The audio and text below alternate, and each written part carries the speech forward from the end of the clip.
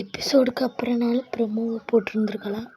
ஏன்னா இன்றைக்கி எபிசோட் ஃபுல்ஃபில்லாக வந்து விகா தான். விகாவை தவிர யாரையுமே வந்து இன்றைக்கி எபிசோடில் காட்டவே, அதாவது கொஞ்சம் எனக்கு எபிசோடை பற்றி பேசும்போது எனக்கு அந்த நினைவுகள் வர்றதுனால பேச முடியலை. கஷ்டமாக இருக்குது, அவ்வளோ கஷ்டமாக இருக்குது. ஏன்னா ஒரு சீரியலாக இருந்தாலும் அதை வந்து நம்ம உணர்ச்சி பூர்வமாக பார்க்குறோம். அப்படிங்கும்போது அதில் என்ன நடந்தாலுமே நமக்கு வந்து பாதிப்பு இருக்கும் மனசுக்குள்ளே. ஏன்னா அந்த அளவுக்கு வந்து நம்ம அந்த சீரியலுக்குள்ளே போய் வாழ்ந்துக்கிட்டு இருக்கோம்னு தான் சொல்லலாம். நம்ம விகா வந்து அவங்களோட கனவை வந்து சொல்லிகிட்ருக்காங்க, 2 பேருமே ஷேர் பண்ணிகிட்ருக்காங்க. அதாவது விஜய் வந்து ரொம்ப ஃபீல் பண்ணுறாரு.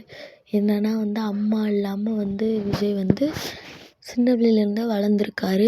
ஸ்கூல் டைம்லலாம் வந்து எல்லாருமே அம்மா கூட சண்டை போடுவாங்க. எனக்கு அம்மா வந்து ஏக்கம் அதிகமாக இருந்தது அப்படின்னு சொல்லிட்டுலாம் வந்து ரொம்பவே காவேரிகிட்ட ஃபீல் பண்ணி பேசிகிட்ருக்காங்க. சரி என்ன பண்ணுறது, சரி ஃபீல் பண்ணாதீங்க அப்படின்னு சொல்லிட்டு காவேரியும் வந்து தேத்துறாங்க. அது எப்போவுமே வந்து அந்த ஒரு ஹக்கோ ஒரு தோல் சாயிறதோ அப்படி வந்து அவங்க வந்து கொடுக்கும்போதே அவ்வளோ ஒரு எமோஷ்னலாக இருக்கும். அவங்க எமோஷ்னலாக இருந்தால் மட்டும்தான் அப்படி தோல் சாய்வாங்க, ஹக் பண்ணுவாங்க. ரொம்பவே வந்து நல்லா இருந்துச்சு, அப்படியே ஹார்ட் டச்சிங்காக இருந்துச்சு.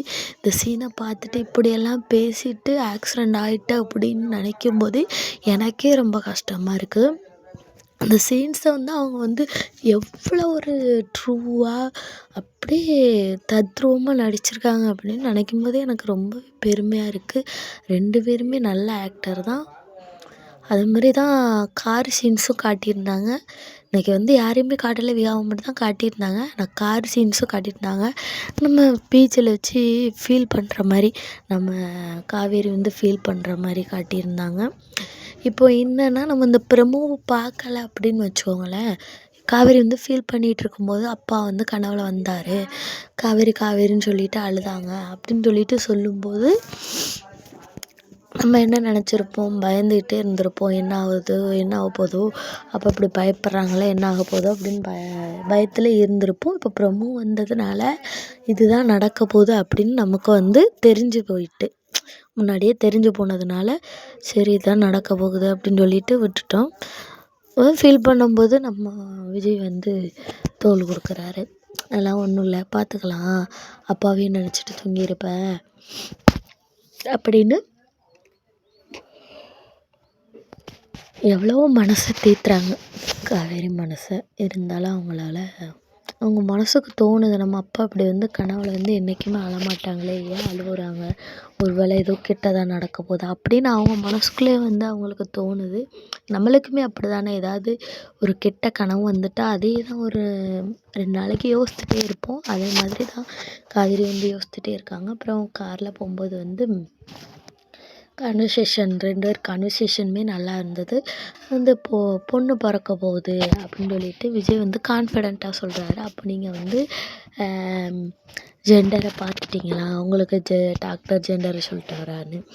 ஜெண்டர் வந்து எந்த ஆஸ்பத்திரிலையுமே சொல்ல மாட்டாங்க, பேசிக்காகவே சொல்லக்கூடாது, தப்பு. ஏன்னா வந்து கருவில் என்ன குழந்தை இருக்குதுன்னு பார்த்துட்டு நிறைய பேர் சாகடிக்கிறாங்களா, அதனால் வந்து இதை வந்து ரிவீல் பண்ணாமல் நிறைய ஹாஸ்பிட்டலில் இது வந்து ஒரு பழக்கமாக வந்து வச்சிட்ருக்காங்க அப்போ இருந்து. அதனால் ரிவீல் பண்ணிட்டாங்களா அப்படின்னு சொல்லிட்டு நம்ம காவேரி கேட்குறாங்க. அதை எப்படி ரிவீல் பண்ணுவாங்க, கவர்மெண்ட்டே தடை பண்ணியிருக்கு அப்படின்னு சொல்லிட்டு சொல்கிறாங்க. அம்மா வந்து சொன்னாங்க நமக்கு வந்து பாய் பேபி பிறக்கும் அப்படின்னு சொல்லிட்டு சொன்னாங்க. என்ன பேபியாக இருந்தால் என்ன, எதுவாக இருந்தாலும் விழாக்கு நல்லதான். எனக்கு என்னன்னா ராகவ் வந்து அவ்வளோ ஒரு டென்ஷனாக வந்து லாரிக்காரனை வந்து அடிக்க சொல்கிறாரு. அடித்து அப்படியே சுக்கு நூறாக நொறுங்கி போன மாதிரி காட்டுறாங்க. மனசே சுக்கு நூறாக நொறுங்கி போன மாதிரி இருந்துச்சு எனக்கு இன்றைக்கி எபிசோடை பார்த்துட்டு. எனக்கு அவ்வளோ ஒரு கஷ்டமாக இருந்துச்சு. விஜய் வந்து விஜய் தான் வந்து விழுகிறாரு. அவ்வளோ ஒரு ஐயோ கடவுளே அப்படிங்கிற மாதிரி இருந்துச்சு விஜயை பார்த்தப்போ. கண்ணெல்லாம் அப்படியே தன்னாலே கலங்கிருச்சு. உதிரம் வந்து அப்படியே ஆடின மாதிரி இருக்குன்னு சொல்லுவாங்களாம். இதுலேருந்து வெளியே வரணும்னா கண்டிப்பாக விகா வந்து ஹாஸ்பிட்டலில் நல்லா இருக்காங்கன்னு தெரியணும்.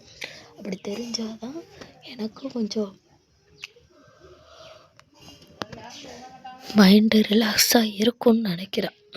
மற்றபடி ஒன்றுமே பண்ண முடியாது. எபிசோடை பார்த்துட்டு ஏதோ ஓகேவா இருக்கேன், அவ்வளோதான். என் மனசு இந்த ஹேண்டில் வந்து விஜய் காவேரி வந்து பிடிச்சிருக்க மாதிரி இருந்தது. அந்த பிக்சர் தான் என் மனசுக்குள்ளே ஓடிட்டே இருக்குது. நல்லா இருக்கணும் நல்லா இருக்கணும் அப்படின்னு.